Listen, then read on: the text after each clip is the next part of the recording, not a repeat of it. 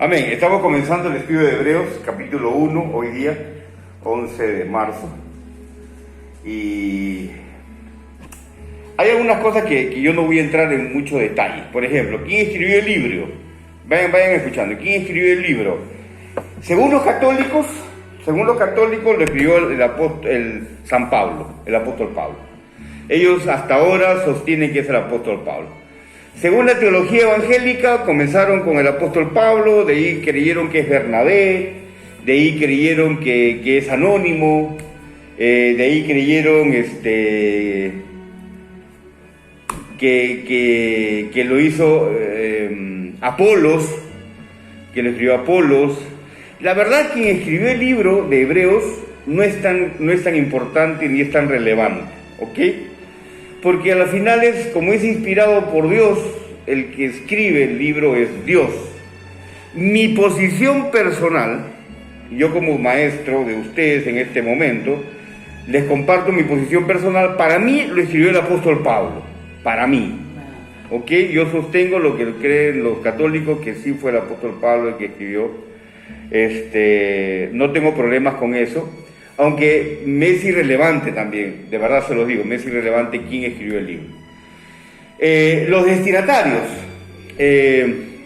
por el contexto de lo que se está hablando en el libro de Hebreos, por el contexto, se habla de la ley, se habla de Melquisedec, se habla de un contexto histórico judío. Entonces, mayoritariamente son judíos mesiánicos, ¿no? Son judíos cristianos, judeocristianos. Los destinatarios de esta carta, ¿no? La fecha, hay discrepancias en cuanto a la fecha, también como la autoría, entre el 60 y el 90 después de Cristo. Lo que yo abrazo es entre el 60 y el 70, y les explico por qué.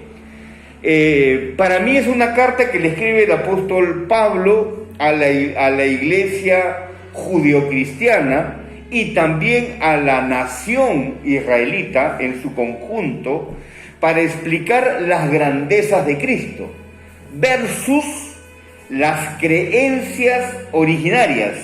Por ejemplo, los mensajes comienzan con los profetas, pero vamos a encontrar que en el capítulo 1, entre los versículos 1 al 3, dice: Dios, habiendo hablado antes por esto, ahora por los profetas, ahora habla por el Hijo.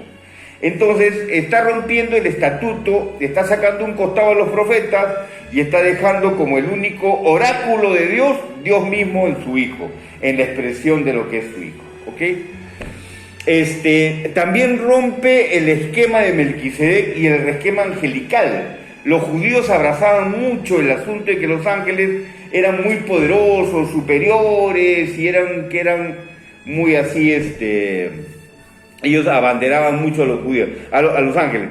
Por eso que en la carta a los colosenses, el apóstol Pablo también habla en ese sentido, y dice, no dando culto a los ángeles, y etcétera, etcétera, etcétera, ¿ok? Listo. ¿Por qué otra razón? Porque habla, por ejemplo, del sacerdocio levítico. Él hace un claro desliz entre el sacerdocio levítico y el sacerdocio eterno de Jesús, que eso lo vamos a ver entre el capítulo 7 y en adelante. Entonces, los oyentes de esta carta tienen que ser gente que conozca el Antiguo Testamento. Tienen que conocer a los profetas, tienen que conocer la ley, tienen que conocer el sacerdocio, tienen que conocer del templo, porque esto es lo que hace el apóstol que dirige esta carta, que para mí es el apóstol Pablo. Lo que hace es dirigir un mensaje a los judíos mesiánicos y a la nación de Israel, diciendo que hay una cuestión de que Jesús es mejor. Ahora, ¿por qué creo que le escribe a la nación de Israel en su conjunto? Porque en uno de los capítulos, el apóstol Pablo le dice a sus oyentes, les dice, de una manera muy clara, les dice: si tú no recibes a Cristo, no hay manera de que Él venga de nuevo y sea crucificado y nuevamente derrame su sangre. No hay forma. Ya lo hizo una vez y punto, se acabó. El que no acepta esto o retrocede, dice, lo único que le queda es una expectación de muerte, de juicio y de pavor. Porque al que no tiene a Cristo, el que no tiene a Cristo, lo único que tiene es esa esperanza de muerte y de condenación. Entonces, los que estaban escuchando al apóstol Pablo, lo que estamos entendiendo es un asunto de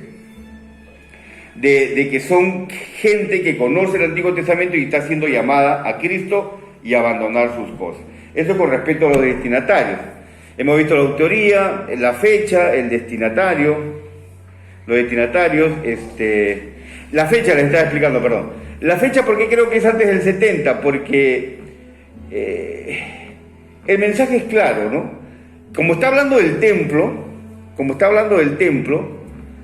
está hablando de gente que conoce o que visita el templo de Jerusalén. Al conocer el templo de Jerusalén y al ser visitado de la manera como se está expresando, la invitación es a dejar eso. ¿Por qué? Porque va a venir una destrucción. La destrucción ocurre ¿cuándo? En el 70 después de Cristo, viene por Tito y Vespasiano. Destrozan todo Israel conjuntamente con Jerusalén y el templo, lo hacen añicos, lo desaparecen. O sea, desaparece, quedan unos vestigios nada más, que en el 130 también es aniquilado. Entonces, definitivamente, como el mensaje es de esta manera, lo que yo supongo que debe haber sido escrito entre el 64 y el 67, que es la fecha en que muere el apóstol Pablo, ¿no? El 67 es la fecha aproximada donde él muere. Entonces la escritura de esta carta debe haber venido por ahí, por ese sitio. El idioma es griego, el idioma es griego, es un griego muy extraordinario, muy elocuente. Koiné. La verdad es que no conozco el nombre y la destinación, pero debe ser Koiné. Después, con respecto a la carta,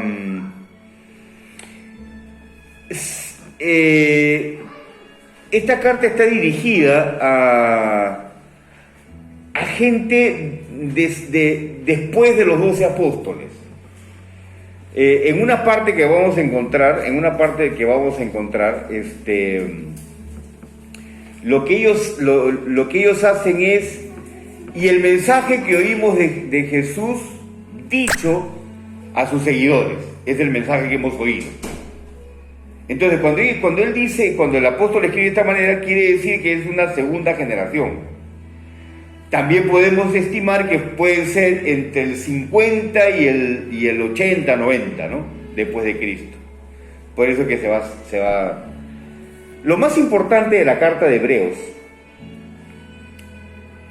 no es tanto lo que estamos viendo, sino el fundamento para lo cual fue escrita. ¿Cuál es el propósito? Primeramente, no perder la salvación. Porque los judíos tenían que entender que el único vínculo entre Dios y los hombres era Cristo, no había más.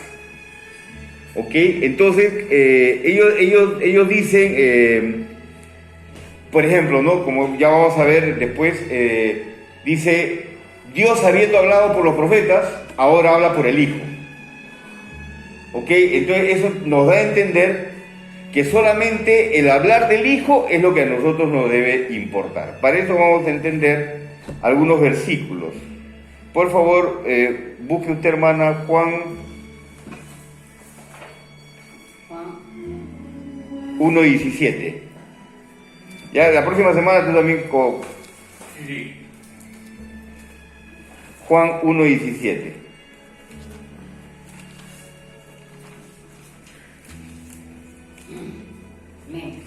Léalo, por favor. Me dice, pues la ley por medio de Moisés fue dada, pero la gracia y la verdad vinieron por medio de Jesucristo. Entonces, acá hay una clara marcación en el apóstol Juan, donde él dice, la ley vino por Moisés, pero la gracia y la verdad por Jesucristo. Eso por acolación. Tenemos que entender que la ley no es la verdad y que Moisés no trajo la verdad. Pero ¿cómo, pastor? Bueno, uno, lo dice la palabra, no lo dice el pastor, lo dice la palabra. Más la gracia y la verdad vinieron por Jesucristo. La ley fue dada por Moisés, más es excluyente, la gracia y la verdad vinieron por Jesucristo. Entonces, tenemos que entender que la ley no es la verdad, ni Moisés trajo la verdad. O sea, que el que te dicen a ti ojo por ojo y diente por diente no es la verdad. El que te dicen a ti honra a tu padre y a tu madre porque no es la verdad. Porque la verdad vinieron por Jesucristo y la gracia y la verdad. Ahora, estoy diciendo que la ley no es verdad, no estoy diciendo eso. La ley es verdad. Sí, es santa, pura y perfecta, la ley. Pero en nosotros será verdad, no por la debilidad de nuestra carne, lo dice la palabra. En nosotros se vuelve imposible. Nosotros no pudimos cumplir la ley. Podemos cumplir ciertos vestigios de la ley, pero no la ley entera. Los que hemos odiado a nuestros padres, nunca hemos podido cumplir el honrar a tu padre y a tu madre. Porque hemos odiado a nuestros padres por la crianza que nos dieron, porque salimos medio distorsionados, medio chiflados. Pero, por ejemplo, sí hemos pagado bien nuestras deudas. Entonces, en un aspecto sí, pero en otro aspecto no. ¿Ok? Tenemos que entender que el mensaje es básicamente ese. El mensaje es: Cristo es el único autor y consumador de la salvación. Pero también habla de otras cosas el libro de Hebreos, que vamos a entender. Por ejemplo, el libro de Hebreos habla de la construcción de la casa, capítulo 3. El libro de Hebreos habla de dejar el sacerdocio levítico, que tiene caducidad por la muerte, y más bien vamos al sacerdocio de Cristo, que es en una vida inquebrantable. Dejamos una cosa para otra. Después dice claramente que había el cambio de sacerdocio, hay cambio de ley. Entonces la ley de Moisés se deja por la ley del Espíritu de vida. Hay un cambio. ¿Se dan cuenta? ¿Ok? Después dice, dejamos el templo. ¿Por qué? Porque nosotros, Cristo y nosotros somos el templo. Entonces dejamos el templo construido de mano para ver un templo construido por la palabra, por Cristo mismo. Entonces vamos a darnos cuenta que en verdad el mensaje, y en esto quiero que me presten mucha atención, el mensaje del libro de Hebreos no es un mensaje escatológico, no es un mensaje soteriológico, ni es un mensaje aclaratorio, sino que es un mensaje exhortativo. Dice, exhortamos, dice, ¿no? O sea, el mensaje de Hebreos. Pero ¿a qué nos exhorta? Entendiendo que exhortación tiene que ver con una capacidad de ser invitado, de ser empujado, de ser animado a algo, ¿no? La palabra Hebreos significa cruzador de ríos. El primer hebreo es Abraham. Abraham no era judío. Abraham nunca fue judío, debes saberlo, ¿no es cierto? Abraham nunca fue judío porque cuando estaba Abraham vivo ya había nacido Judá. No, pues Judá es su nieto o su bisnieto. Judá es su bisnieto. Entonces el título judío viene por Judá, por el bisnieto de Abraham. Entonces antes de Abraham no existía Judá, no existían los judíos. Era simplemente Abraham, alguien que sale de Ur de Caldea para ir a la tierra de Canaán obedeciendo a Dios, y cruza el río. Cuando él cruza el río, la gente de Canaán dice, miren, ahí viene un cruzador de río. La palabra es hebreo. Entonces el primer cruzador de río es a Abraham. Ahora esto suena bonito, suena interesante, pero nos importa a nosotros en un sentido histórico, nos puede ser bonito y jocoso. Pero ¿qué significa en el mensaje total del libro de Hebreo? ¿Qué significa ser un cruzador de río? ¿Qué significa en verdad cruzar el río? ¿Qué significa en verdad el mensaje profundo del libro de Hebreos? Significa lo siguiente: yo tengo que cruzar el río de lo natural a lo sobrenatural. Les explico. Antes Dios me hablaba a través de los profetas, ¿no es cierto? Así lo dice la palabra. ¿Qué profeta? Abel profeta, Set profeta, Enoc profeta, Noé profeta, Abraham profeta, Moisés profeta, David profeta, su hijo Salomón profeta, Roboam profeta, Miqueas profeta, Jeremías profeta, Isaías profeta, hasta Malaquías. ¿Ok? Listo. Todo eso habló Dios a través de los profetas. ¿Cómo era su hablar? Su hablar era espiritual, porque era el Espíritu de Cristo en ellos, pero hablaba a través de cosas naturales, porque Israel es, la nación de Israel es una nación natural, normal. Pero cuando viene Dios en Jesús, viene lo sobrenatural. ¿Por qué? Porque es la encarnación, pues.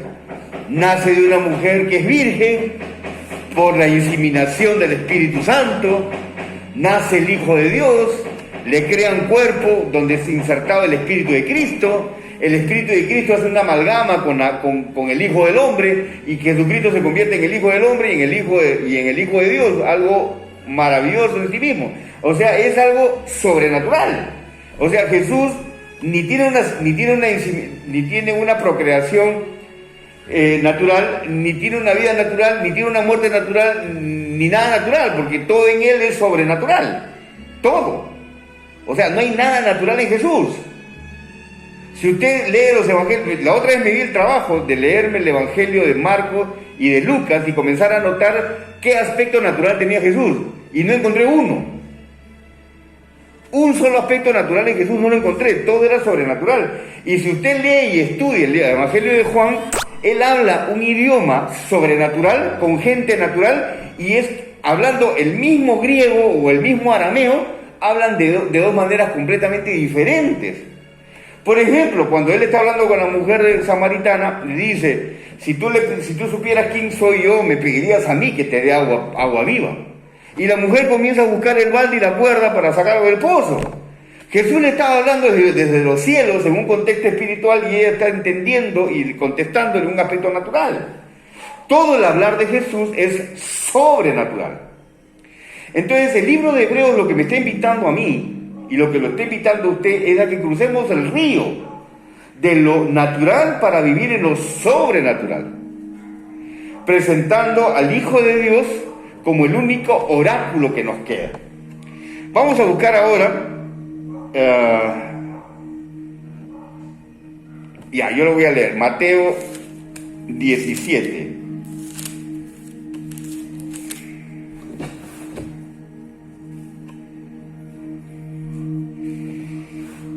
Es del 1 al 8, dice: 6 días después Jesús tomó a Pedro y a Jacobo y a Juan, su hermano, y los llevó aparte a un monte alto.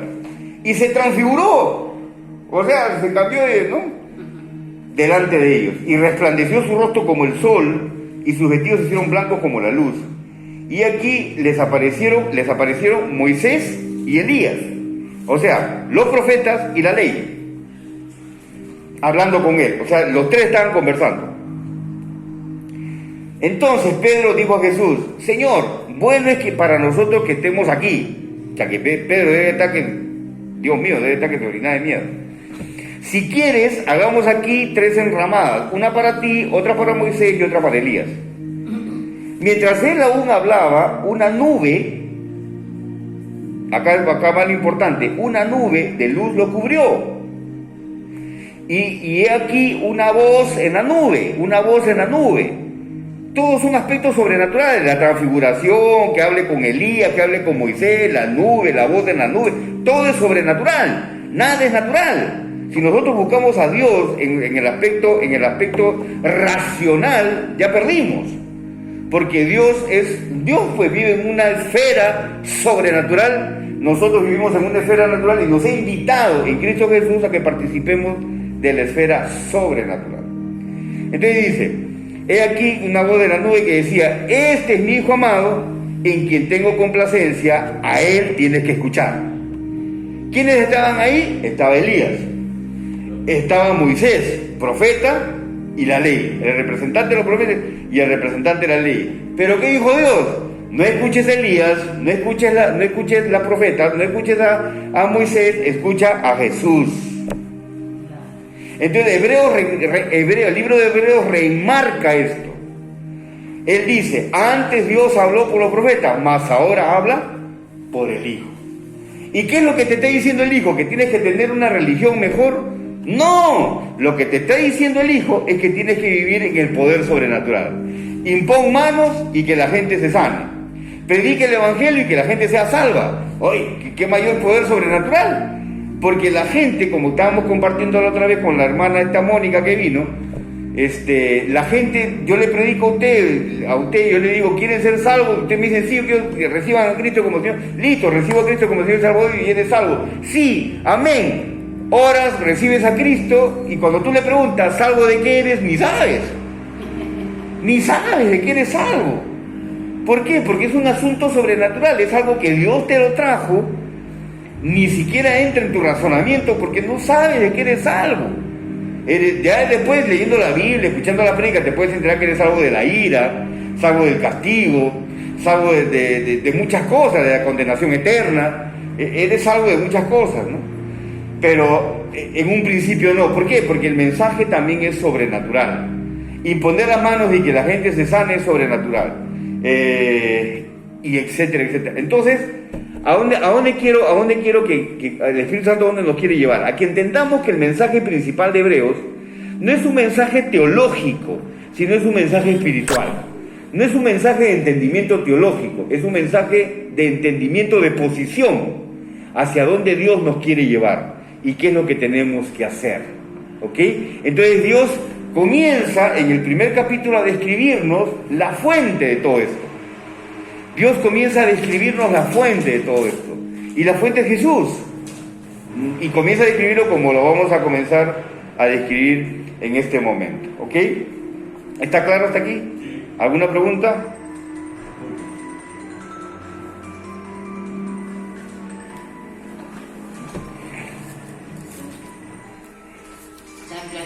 Amén. Ahora busque Juan.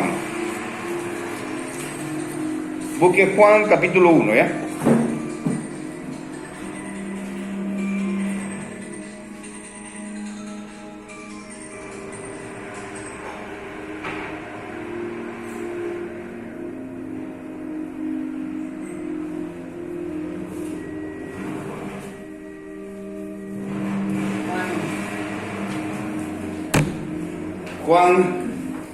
Juan capítulo 1, versículos del 1 al 5. Léalo, por favor, hermano. Amén. En nombre del Padre, del Hijo y del Santo Espíritu. En el principio era el Verbo y el Verbo era con Dios. Y el Verbo era Dios. Este era en el principio con Dios. Todas las cosas por Él fueron hechas, y sin Él nada de lo que ha sido hecho fue hecho. En Él estaba la vida, y la vida era la luz de los hombres. La luz en las tinieblas resplandece, y las tinieblas no prevalecieron contra ella. Amén.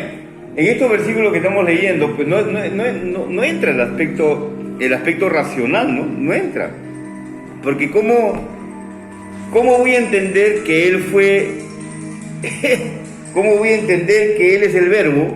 ¿Y cómo puedo entender que el Verbo se hizo carne? O sea, ¿cómo lo puedo entender? O sea, ¿cómo lo puedo discernir en mi mente, con mi mente finita, de A a la Z? ¿Cómo puedo entender que el Verbo se hizo carne? Eso es imposible. O sea, lo único que me queda a mí es creerlo por la fe. Porque yo les puedo repetir, de verdad, yo les puedo repetir muchas palabras.